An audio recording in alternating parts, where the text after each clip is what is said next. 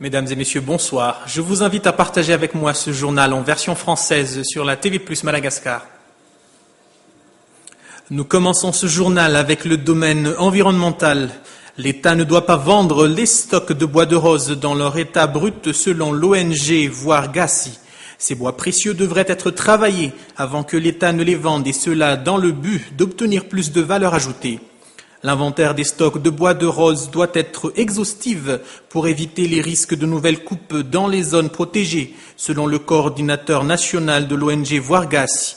Il estime également que les régions d'origine de bois de rose vendus doivent ressentir les retombées économiques de leurs ressources.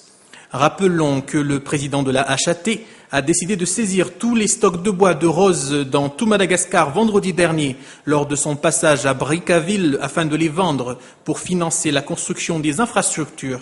Les détails avec Abraham Razaf et Rive Randenardzon.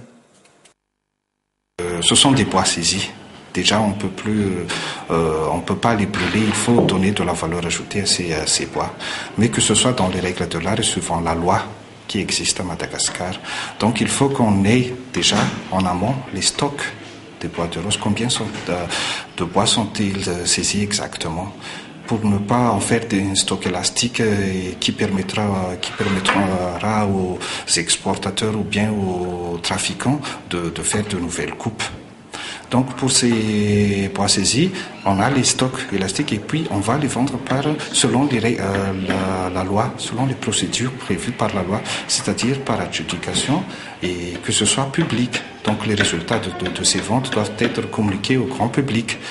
Et enfin, nous préconisons à ce que ces bois saisis soient transformés au niveau de Madagascar, pour que ça ait plus de valeur ajoutée, pour que ça crée d'emplois, pour que les artisans malagasy puissent bénéficier de ces bois précieux de Madagascar.